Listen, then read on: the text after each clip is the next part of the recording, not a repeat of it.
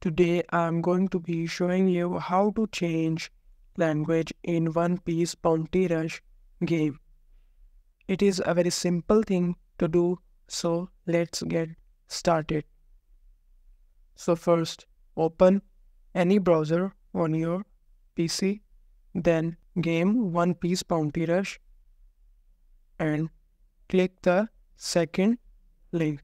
You can also open it on your mobile phone and follow the steps.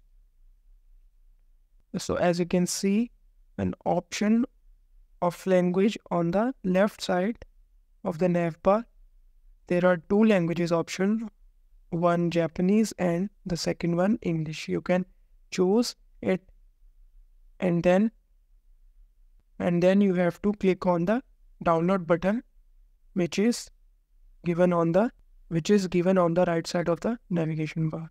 Once you have downloaded the game, you cannot change the language in the game. You have to choose or change the language before downloading it.